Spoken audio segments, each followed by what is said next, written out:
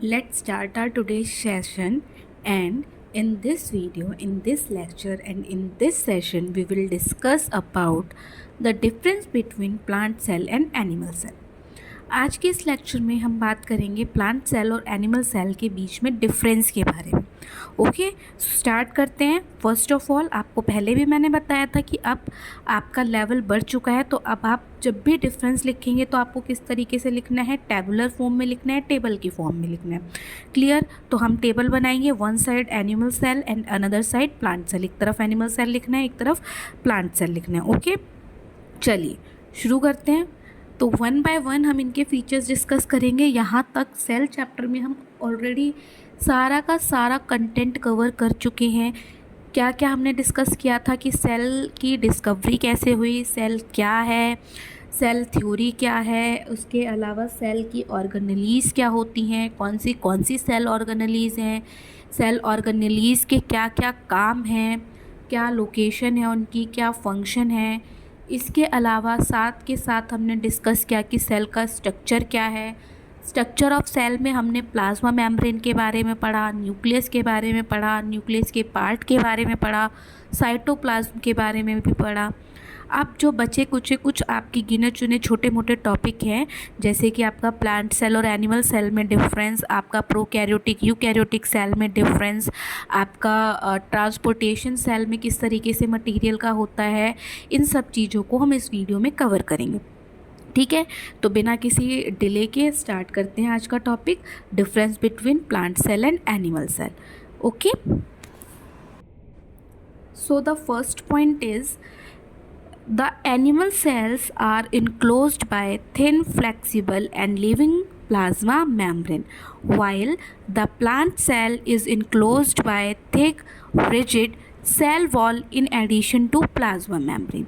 इसका मतलब क्या हुआ कि अगर हम एनिमल सेल की बात करें तो एनिमल सेल जो होती है उसके ऊपर एक पतली सी फ्लेक्सिबल सी लिविंग कवरिंग होती है, जिसको हम क्या बोलते हैं, प्लाज्मा मेम्ब्रेन बोलते हैं। जब हमने प्लाज्मा मेम्ब्रेन के बारे में पढ़ा था तब हमने जाना था कि सेल के बाहर एक कवरिंग होती है जो कि बहुत पतली सी होती है, जो कि सेमी परमेबल होती है नेचर में। उसी मेम्ब्रेन को हम प्लाज्मा मेम्ब्रेन बोलते हैं। तो सेल, कौन सी सेल, एनिमल सेल की जो आउटर कवरिंग है वो किससे बनी होती है, वो किसकी होती है, प्लाज्मा मेम्ब्रेन की होती है। जबकि प्लांट सेल की अगर हम बात करें तो प्लांट सेल की जो आउटर कवरिंग होती है वो थिक होती है। एनिमल में थिन थी, प्लांट में थिक होती है। उसके अंदर जो आउटर मोस्ट कवरिंग थी, यानी कि एनिमल के अंदर जो आउटर मोस्ट कवरिंग थी वो एनिमल सेल की, वो प्लाज्मा मेम्ब्रेन की थी। और प्लांट सेल में जो आउटर मोस्ट कवरिंग होती है उसमें प्लाज्मा मेम्ब्रेन के साथ साथ सेल वॉल भी प्रेजेंट होती है। क्लियर? फर्स्ट पॉइंट समझ में आया? क्या है फर्स्ट पॉइंट? कि एनिमल सेल में जो आउटर मोस्ट कवरिंग होते हैं, जो बाहर की कवरिंग है, जो बाहर की लेयर है, उसको हम प्लाज्मा मेम्ब्रेन बोलते हैं। जबकि प्लांट सेल में यहाँ पर डबल लेयर प्रेजेंट होती है, प्लाज्मा मेम्ब्रेन की भी और साथ के साथ सेल वॉल की भी। अब बात करते हैं सेकेंड पॉइंट की। In animal cell cell wall is absent, while in plant cell cell wall is present. ठीक है, तो एनिमल सेल के अंदर सेल वॉल एब्सेंट होती है, जबकि प्लांट सेल के अंदर सेल वॉल प्रेजेंट होती है। Third point, nucleus is almost at the center of the cell in animal cell, while in plant cell nucleus is pushed to one side in the periphery of the cell।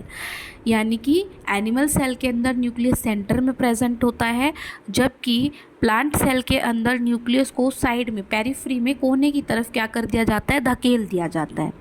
Fourth point, many small size vacuoles are present in animal cell, while fewer large sized vacuole are present in plant cell। Animal cell में जो vacuoles present होते हैं वो बहुत छोटे होते हैं size में, जबकि प्लांट सेल में जो वैक्यूल्स प्रेजेंट होते हैं वो साइज़ में बड़े होते हैं। Fifth point, centrosome and centrioles are present in animal cell, while centrosome and centrioles are absent in plant cell। centrosome और centrioles न्यूक्लियस के पार्ट होते हैं जो कि आपके एनिमल सेल में प्रेजेंट होते हैं बट प्लांट सेल में एब्सेंट होते हैं। Next point, plastids are absent in animal cell, while plastids are present in plant cell. आपको पता ही है प्लास्टिड्स कौन सी सेल ऑर्गेनेली है, वो सेल ऑर्गेनेली है जो कलर देती है। एनिमल सेल में कलर देने वाली कोई भी सेल ऑर्गेनेली प्रेजेंट नहीं होती, यानी कि कोई भी प्लास्टिड प्रेजेंट नहीं होती। जबकि प्लांट सेल के अंदर प्लास्टिड प्रेजेंट होते हैं, उन्हें कलर देने वाला पिगमेंट प्रेजेंट होता है, जिनमें आपने पढ़ा था ल्यूकोप्लास्ट के बारे में, क्लोरोप्लास्ट के बारे में, क्रोमोप्लास्ट के बारे में।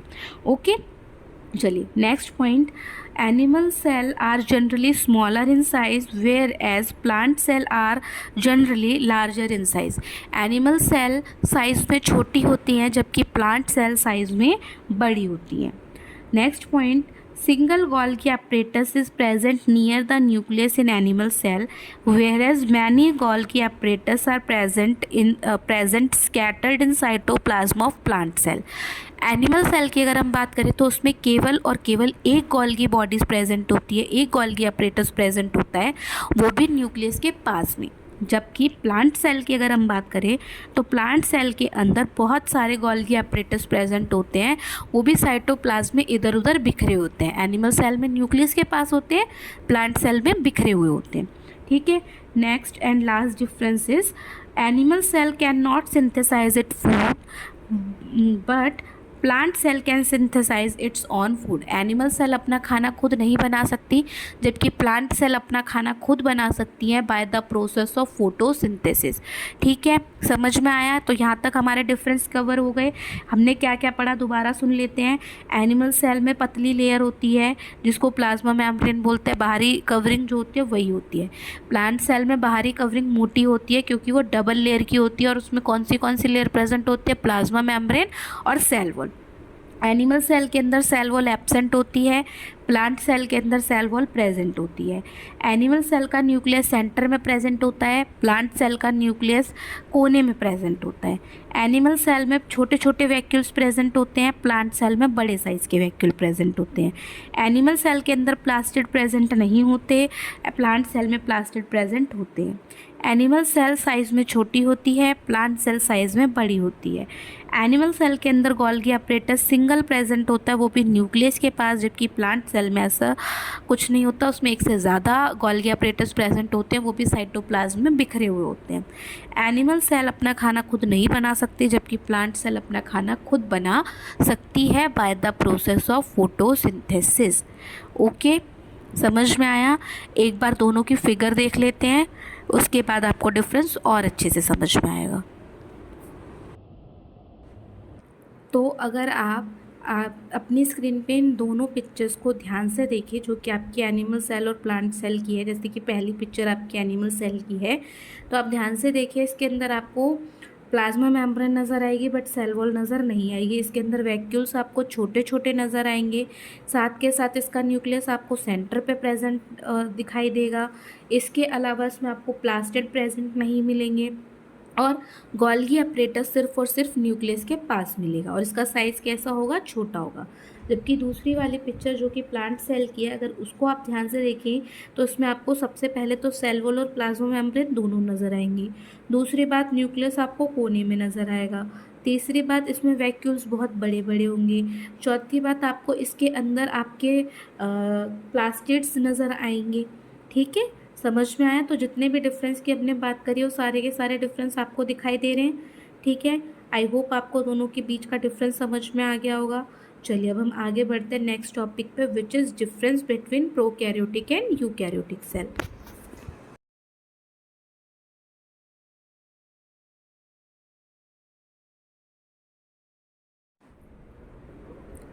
Prokaryotic cells are generally small in size, up to 1 to 10 micrometer. Eukaryotic cell are generally larger in size, 5 to 100 micrometer. Okay, यानी कि प्रोकैरियोटिक सेल की बात करें तो ये साइज़ में जनरली छोटी होती हैं, जबकि यूकैरियोटिक सेल जो होती हैं वो प्रोकैरियोटिक की कंपैरिजन में साइज़ में बड़ी होती हैं। ठीक है, दूसरा point, nuclear region is not surrounded by any nuclear membrane in prokaryotic cell, whereas nuclear region is surrounded by nuclear membrane in eukaryotic cell। यानी कि प्रोकैरियोटिक सेल में कोई न्यूक्लियर मेम्ब्रेन प्रेजेंट नहीं होती, जबकि यूकैरियोटिक सेल में nuclear membrane present होती है। Third one is nucleolus is absent in prokaryotic cell, whereas nucleolus is present in eukaryotic cell। यानी कि जो न्यूक्लियोलस होते हैं वो प्रोकैरियोटिक सेल में प्रेजेंट नहीं होते, जबकि यूकैरियोटिक सेल में प्रेजेंट होती हैं। Next point, membrane bound cell organelles are absent in prokaryotic cell, whereas membrane bound cell organelles are present in eukaryotic cell. यानी कि जितनी भी सेल ऑर्गेनेलीज होती हैं वो प्रोकैरियोटिक सेल में एब्सेंट थी, जबकि यूकैरियोटिक सेल के अंदर सेल ऑर्गेनेलीज प्रेजेंट होती हैं. कौन सी जो हमने पढ़ी थी, जैसे कि आपका plastid, Golgi apparatus, ribosome, lysosome, mitochondria etcetera. Next and last, cell division occur either by fission or budding in prokaryotic cell, whereas cell division occur by mitosis or meiosis in eukaryotic cell. यानी कि जो हमारी prokaryotic cell होती है उसमें division या तो fission के मेथड से होती थी या बडिंग के मेथड से, जबकि यूकैरियोटिक में जो डिवीजन होती है वो या तो माइटोसिस से होती है या मियोसिस से होती है. तो क्या क्या डिफरेंस है? जो प्रोकैरियोटिक सेल होती हैं वो साइज़ में छोटी होती है, जबकि यूकैरियोटिक साइज़ में बड़ी होती है. प्रोकैरियोटिक में न्यूक्लियर मेम्ब्रेन प्रेजेंट नहीं होती है, जबकि यूकैरियोटिक में न्यूक्लियर मेम्ब्रेन प्रेजेंट होती है. प्रोकैरियोटिक में न्यूक्लियोलस प्रेजेंट नहीं होता, जबकि यूकैरियोटिक में न्यूक्लियोलस प्रेजेंट होता है. प्रोकैरियोटिक में आपके मेम्ब्रेन बाउंड सेल ऑर्गेनेलीज यानी कि सेल ऑर्गेनेलीज प्रेजेंट नहीं होती, जबकि यूकैरियोटिक में होती है. प्रोकैरियोटिक की अगर हम बात करें तो फिजन और बडिंग का मेथड होता था, जबकि यूकैरियोटिक में माइटोसिस और मियोसिस का मेथड होता है. देखो सीधी सीधी बात है कि जो पुरानी सेल थी, आप ऐसे याद कर लीजिएगा, पी से पुरानी, ठीक है, जो पुराने ज़माने की सेल थी उन्हें हम प्रीकैरियोटिक सेल्स बोलते हैं, जो ज़्यादा डेवलप्ड नहीं होती, इसलिए वो साइज़ में छोटी भी होती थी, उनमें न्यूक्लियर मेम्ब्रेन भी नहीं होता था, उनमें सेल ऑर्गेनेलीज भी प्रेजेंट नहीं होती थी, उनमें डिवीजन भी पुराने मेथड से होता था, बडिंग और फ्यूजन वाले से. जबकि ई से इवोल्यूशन, ठीक है, इवोल्यूशन के बाद, डेवलपमेंट के बाद जो नए ज़माने की मॉडर्न जो सेल आई वो थी यूकैरियोटिक सेल, जो कि साइज़ में प्रोकैरियोटिक सेल से बड़ी थी. इनमें न्यूक्लियर मेम्ब्रेन भी प्रेजेंट होती थी, इनमें न्यूक्लियोलस भी प्रेजेंट होता था, इनमें सेल ऑर्गेनेलीज भी प्रेजेंट होती है, और इनमें जो डिवीजन होती है वो माइटोसिस और मियोसिस के मेथड से होती है. क्लियर? चलिए नेक्स्ट टॉपिक पे मूव करते हैं, which is movement of substance in the cell, कि सेल के अंदर सब्सटेंस की मूवमेंट किस तरीके से होती है. हाँ जी, तो जब हमने प्लाज्मा मेम्ब्रेन और सेल वॉल के स्ट्रक्चर के बारे में पढ़ा था, तब हमने एक वर्ड पढ़ा था विच इज़ सेमी परमेबल, और तब हमने ये जाना था कि जो प्लाज्मा मेम्ब्रेन और सेल वॉल होती है वो सब्सटेंस को, केवल गिने चुने सब्सटेंस को सेल के अंदर एंट्री देती हैं और गिने चुने सब्सटेंस को सेल के बाहर आने की परमिशन देती है. अब कोई भी चीज़ सेल के अंदर या कोई भी चीज़ सेल के बाहर कैसे मूव करती है, उसमें मूवमेंट किस तरीके से होती है, उसी के बारे में अब हम जानेंगे. तो basically movement of substance in and out of the cell happens because of diffusion और ऑस्मोसिस. यानी कि दो प्रोसेस होते हैं, एक होता है डिफ्यूजन और एक होता है ऑस्मोसिस, जिनके थ्रू आपके सेल के अंदर कोई भी मूवमेंट पॉसिबल होती है. ठीक है, तो इसमें जो पहली मूवमेंट होती है वो होती है diffusion, movement of substance from high concentration region to low concentration region. यानी कि एक ज़्यादा कंसंट्रेशन, एक वो एरिया जहाँ पर किसी चीज़ की मात्रा बहुत ज़्यादा है, वहाँ से किसी भी सामान का उस जगह शिफ्ट हो जाना जहाँ पर आपकी उस चीज़ की मात्रा बहुत कम है. इमेजिन कर लेते हैं हम कि एक बलून है, उस बलून के बाहर बहुत सारी एयर है, बट बलून के अंदर बिल्कुल भी एयर नहीं है. तो हमने क्या किया, बाहर की एयर को किसके अंदर भेज दिया, बलून के अंदर भेज दिया. तो बाहर जहाँ पर बहुत ज़्यादा एयर थी, वहाँ से, वो हाई कंसंट्रेशन वाले एरिया से जो एयर है वो कहाँ चली गई, बलून के अंदर जहाँ पर बहुत कम एयर है, यानी कि लो कंसंट्रेशन वाले रीजन में. इसको हम बोलते हैं डिफ्यूजन.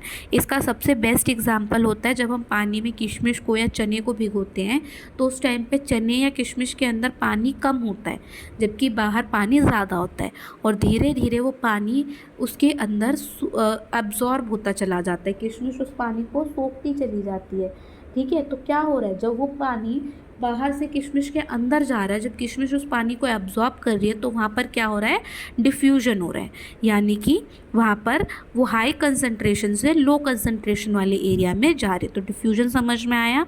ठीक है, ऐसे ही डिफ्यूजन के जैसा एक दूसरा प्रोसेस होता है जिसको हम ऑस्मोसिस बोलते हैं.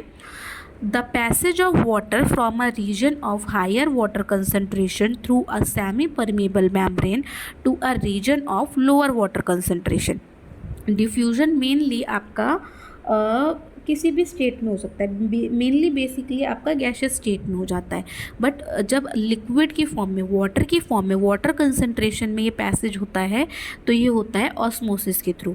इसमें वाटर जो होता है वो हाई कंसंट्रेशन से लोअर कंसंट्रेशन की तरफ ही मूव करता है, बट उसमें सेमी परमेबल मेम्ब्रेन होती है, जैसे कि आपका अगेन किशमिश, किशमिश की जो बाहर की आउटर लेयर है वो उसमें से छन छन के कंटेंट को अंदर जाने दे रही है। ठीक है, समझ में आया इतना। और डिफ्यूजन और ऑस्मोसिस दोनों के अंदर movement high concentration to lower concentration होती है। अब ये सेल के अंदर कैसा होता है, तो मान लीजिए कि एक सेल है, उसके अंदर प्रोटीन की कमी है।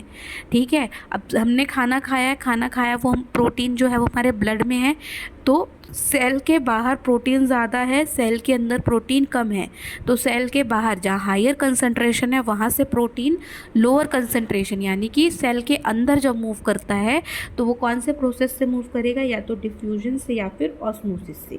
तो डिफ्यूजन और ऑस्मोसिस में हमने एक वर्ड पढ़ा जिसको हम कंसंट्रेशन बोलते हैं, और इस कंसंट्रेशन के बेसिस पे हमने सॉल्यूशंस को डिवाइड किया हुआ है।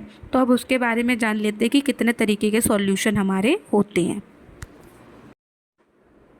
So basically on the basis of concentration we have three type of solution। concentration के basis पे हमारे पास तीन तरीके के solution होते हैं। first one is hypertonic, next one is isotonic and the last one is hypotonic।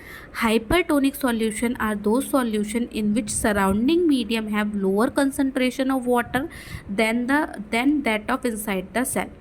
Hypertonic solution वो solution होता है जिसमें बाहर की तरफ, बाहर जो है आपका क्या होगा, कंसंट्रेशन लो होगी वाटर की सेल की कंपैरिजन में। मतलब जैसे कि आपकी सेल के अंदर तो पानी ज़्यादा होगा पर सेल के बाहर पानी कम होगा। ठीक है, दूसरा एग्जाम्पल, दूसरा होता है आपका isotonic solution. They are those in which surrounding medium have same concentration of water as that of cell, यानी कि जितनी सेल के अंदर वाटर है उतना ही सेल के बाहर वाटर है। The last one is hypotonic solution in which surrounding medium have higher concentration of water than that inside the cell. Hypotonic के अंदर बाहर कंसंट्रेशन ज़्यादा होगी, सेल के अंदर कंसंट्रेशन कम होगी। ठीक है, समझ में आया तीनों में क्या डिफरेंस है। एक हाइपरटोनिक सॉल्यूशन वो सॉल्यूशन होगा जिसमें सेल के अंदर कंसंट्रेशन ज़्यादा होगी, सेल के बाहर कम होगी। हाइपर मतलब बहुत ज़्यादा, तो सेल के अंदर की कंसंट्रेशन वाटर की बहुत ज़्यादा होगी। आइसोटोनिक सेम होगी, जितनी सेल के अंदर उतनी सेल के बाहर। हाइपो का मतलब होता है कम, यानी कि सेल के अंदर कंसंट्रेशन कम होगी, बाहर ज़्यादा होगी। I repeat again, hyper means ज़्यादा, तो सेल के अंदर वाटर का कंटेंट ज़्यादा होगा। आइसो मीन्स सेम, तो सेल के अंदर और सेल के बाहर दोनों तरफ वाटर का कंटेंट कंसंट्रेशन सेम होगा। हाइपो मीन्स कम, यानी कि सेल के अंदर वाटर का जो क्वांटिटी है वो कम होगी बाहर की कंपैरिजन में। तो तीनों समझ में आए। ठीक है, अब बात कर लेते हैं कि सेल के अंदर ट्रांसपोर्टेशन किस मेथड से होता है। ओके, तो सेल के अंदर किसी भी सब्सटेंस को एक जगह से दूसरी जगह जब भेजा जाता है तो उसको हम ट्रांसपोर्टेशन बोलते हैं। मान लीजिए कि सेल के राइबोसोम ने प्रोटीन बनाया, अब उस प्रोटीन को सेल के माइटोकॉन्ड्रिया तक पहुंचाना है, तो ये जो काम होता है इसको हम बोलते हैं ट्रांसपोर्टेशन। और सेल के अंदर ट्रांसपोर्टेशन होता है दो तरीके से, जिसको हम बोलते हैं पैसिव ट्रांसपोर्ट और एक्टिव ट्रांसपोर्ट। तो बात कर लेते हैं दोनों की। First one is passive transport, movement of substance through towards the concentration gradient without using any energy. Example diffusion and osmosis. जब ट्रांसपोर्टेशन बिना किसी भी एनर्जी के यूज़ किए कंसंट्रेशन ग्रेडियंट से हो जाता है तो उसको हम पैसिव ट्रांसपोर्ट कहते हैं। अब कंसंट्रेशन ग्रेडियंट का मतलब क्या होता है, वही कि वो बोलते हैं ना कि समय के बहाव के साथ बहने दो, पानी के बहाव के साथ कोई चीज़ अपने आप चली जा रही है।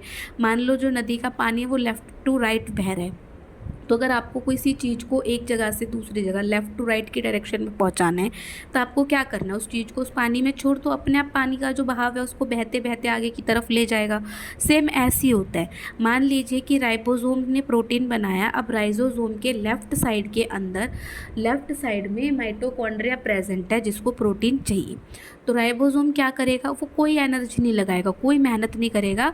वो क्या करेगा, प्रोटीन लेगा साइटोप्लाज्म में छोड़ देगा। उसको पता है कि जो साइटोप्लाज्म के अंदर फ्लो है वो कहाँ से कहाँ तक है, वो राइट की डायरेक्शन में ही है, वो माइटोकॉन्ड्रिया की डायरेक्शन में ही है। तो वो अपने आप प्रोटीन उसमें बहता हुआ कहाँ पहुँच जाएगा, माइटोकॉन्ड्रिया के पास पहुँच जाएगा। इस तरीके के ट्रांसपोर्ट को हम पैसिव ट्रांसपोर्ट बोलते हैं, जिसमें वो जो अपने आप बहाव चल रहा है उसी डायरेक्शन के अंदर ट्रांसपोर्ट हो रहा है और इसमें हमें किसी भी तरीके की एनर्जी का यूज़ नहीं करना पड़ रहा। आपको अपनी तरफ से कोई ताकत नहीं लगानी है उस चीज़ को एक जगह से दूसरी जगह ले जाने के लिए, वो अपने आप कंसंट्रेशन के साथ चली जाएगी। नेक्स्ट होती है जिसको हम बोलते हैं एक्टिव ट्रांसपोर्ट, जिसके अंदर ट्रांसपोर्ट ऑफ मॉलिक्यूल होता है बाय यूजिंग एनर्जी, जिसमें आपको ताकत लगानी पड़ती है। मान लो कि उस सेल से दूसरी सेल में एक माइटोकॉन्ड्रिया है, उसको चाहिए तो उसे ताकत लगा के उसको एक सेल से दूसरी सेल तक क्या करना पड़ेगा, भेजना पड़ेगा। दोनों में डिफरेंस समझ में आया। पैसिव ट्रांसपोर्ट में आपको कोई एनर्जी यूज़ नहीं करनी, एक्टिव ट्रांसपोर्ट में आपको एनर्जी यूज़ करनी होती है। इसके अलावा एक टर्म होता है जिसको हम बोलते हैं एंडोसाइटोसिस। ये वो प्रोसेस होता है, it is the process by which large size foreign particle are engulfed by plasma membrane. यानी कि अगर हमारे सेल में कोई भी फॉरेन पार्टिकल आ रहा है जो बड़े साइज़ का होता है तो हमारे प्लाज्मा मेम्ब्रेन उसको निगल जाती है, और इसी प्रोसेस को हम बोलते हैं एंडोसाइटोसिस। बाहर से आने वाले किसी भी ऐसी पार्टिकल से जिससे हमारे सेल को खतरा हो, उसको हमारी जो प्लाज्मा मेम्ब्रेन है वो ख़त्म कर देती है, निगल जाती है। इसको हम बोलते हैं endocytosis. And on this topic, इस टॉपिक पर आकर हमारा जो सेल चैप्टर है क्लास 9th का वो पूरा का पूरा कवर हो चुका है। इसमें अब कोई टॉपिक ऐसा नहीं बचा है जो हमने छोड़ दिया हो। Everything is covered. Okay, I hope कि पूरा चैप्टर आपको बहुत अच्छे से समझ में आया होगा।